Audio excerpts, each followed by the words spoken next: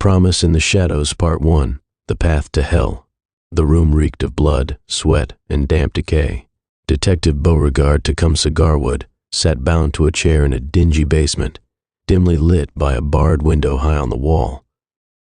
The cold basement air clung to him like a shroud, heavy with the stink of his own blood. Garwood sat slumped in the chair, ropes biting into his swollen wrists and ankles, his body battered from hours of relentless torture. His head lolled forward, every inch of him aching, but his mind raced. The pain was sharper now, like needles digging into his body with every shallow breath. He was alone now, for the moment. He knew Salvatore Carlucci's men would return soon, ready to inflict more pain, eager to break him.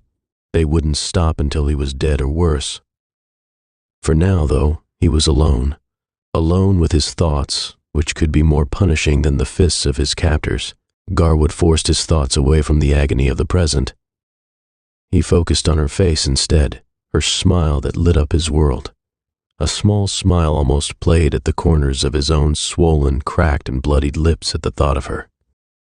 But this moment passed as his mind drifted to Olivia Parkhurst, the promise he had made to her parents. Charles and Esther Parkhurst had been like family to him, their daughter a beacon of hope in a world as dark as the alleys he patrolled. Olivia's innocence reminded him of what he fought to protect. He had promised to keep her safe, no matter the cost, and that promise weighed heavy on him now. That promise had kept him alive in moments when survival seemed impossible, and now it might again. He thought of Sergeant Whitley. The image of Whitley's lifeless body in that alley haunted him still. And then there was Officer Cosner Davis, the rookie he'd taken under his wing after saving him from Captain Fletcher's betrayal. Cosner had become something of a protege, and Garwood had grown to care for him in spite of himself. The kid had potential, raw but genuine. Garwood hadn't wanted to take him on at first, but Cosner's admiration and dogged persistence had worn him down. They had worked small cases together, and Garwood had begun to see in him a glimmer of the man he himself once was.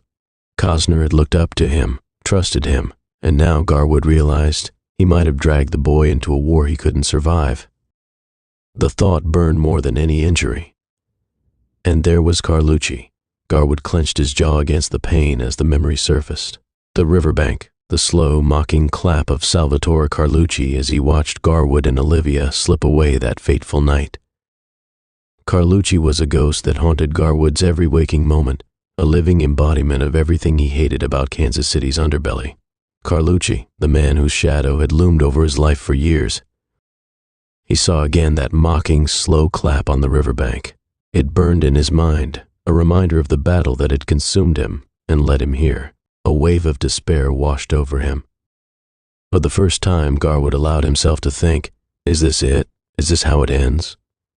As Garwood waited, his thoughts drifted back to the choices that had brought him to this grim cellar. His feud with Carlucci had simmered for years, fueled by a deep, unspoken hatred. But it wasn't just about Carlucci's crimes, the racketeering, the smuggling, the bodies he left in his wake. The sound of heavy boots echoed above, jarring Garwood back to the present. Carlucci's henchmen were coming back. Desperation surged through him as he strained against the ropes, his raw wrists bleeding afresh.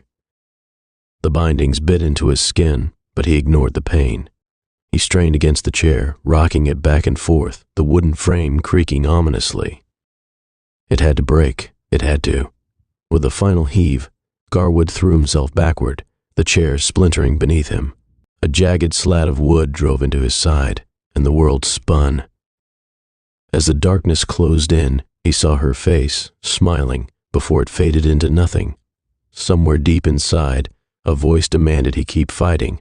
Wake up, Beau. Fight. Garwood awoke to agony. The wooden shard still pierced his side, every breath a fresh torment. But he fought against the darkness, forcing his trembling hands to work at the ropes. His fingers were slick with blood, but the bindings began to loosen. Gunfire erupted from above. Shouts followed, and the unmistakable sound of bodies hitting the floor.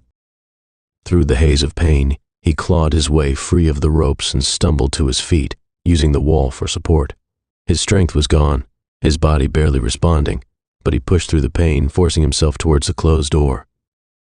cracking the door and peering into the stairwell. The light from the top of the stairs was harsh, and for a moment Garwood couldn't see. Squinting through swollen eyes, he saw the bodies of his torturers sprawled lifeless outside. Garwood crouched over one of them, his fingers fumbling for a weapon. His hand closed around the familiar grip of his revolver, the trusty .38 Special, the familiar weight bringing a spark of clarity to his dazed mind. Relief was fleeting. He had no illusions about his chances in this state. In vain he searched the other man's corpse for his trusty .357 Magnum. It was clear from the positions of their bodies both men had been shot and fallen down the stairs. Maybe he could find it as he stumbled and crawled towards the stairs. The gunfire ceased, replaced by hurried footsteps and shouting. Garwood's name echoed through the chaos. The voice was distant, but he recognized it instantly. Cosner Davis. Using the wall for support, Garwood forced himself toward the stairs. Each step was an eternity, his vision blurred, his breath ragged.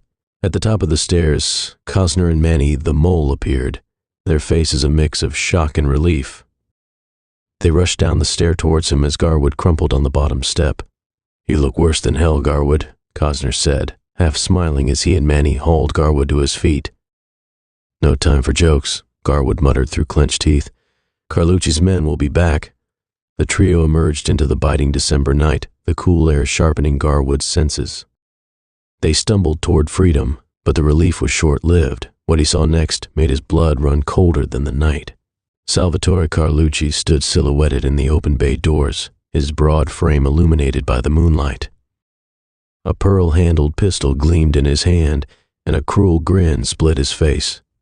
"Well, well, Detective Garwood," Carlucci sneered, "you look worse for wear.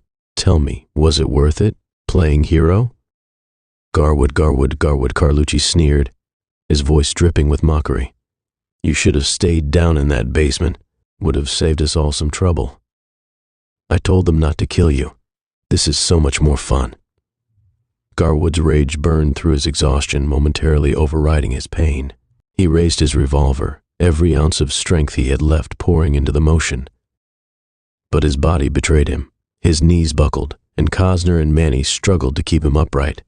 As Garwood slumped against Cosner and Manny, his vision cleared just enough to see the smirk on Carlucci's face. Carlucci laughed, the sound slicing through the chill. "You can't even stand, boy." Before Garwood could respond, Carlucci raised his gun. The sound of a shot rang through the cold silence of the night. Carlucci flinched as his own gun fired.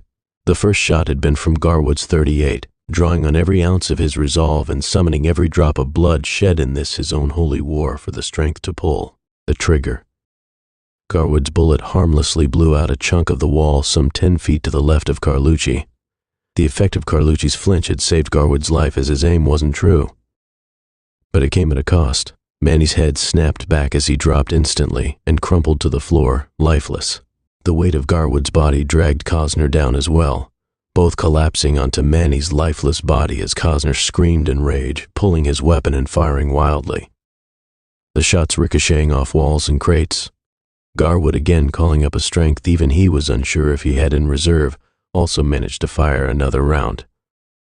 Carlucci ducked for the open bay doors and darted to a waiting car. Garwood, summoning the last of his strength, his fury again overriding his pain, forced himself onto his knees.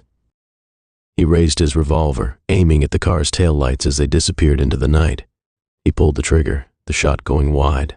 It merely punched a hole in the warehouse wall, and then Carlucci was gone, his laughter echoing as the car sped into the night. The fight was over for now. Garwood slumped against the cold concrete, his breathing labored. Cosner was at his side in an instant, pulling him to his feet. Cosner staggered beneath Garwood's weight, the bigger man's bulk nearly too much for him to bear. "Where?" Cosner panted. "Where do I take you?" Garwood hesitated. His vision blurred, his strength fading fast. Then, through the haze, an address slipped from his lips, a place he'd sworn to keep secret, a secret he had guarded fiercely. Giving Cosner the address felt like a betrayal of everything he'd kept hidden, but there was no other choice. 1701 Walnut, southwest corner of 17th and Walnut, Garwood rasped, the words tasting bitter on his tongue. Cosner gritted his teeth, hoisting Garwood onto his shoulders, staggering under the detective's weight. Together, they stumbled into the night, the December chill biting at their skin.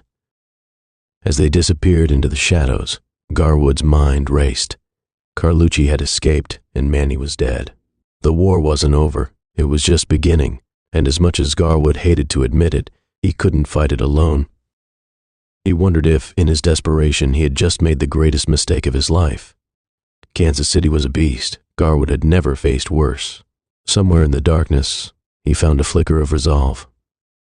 He wasn't done yet, not by a long shot.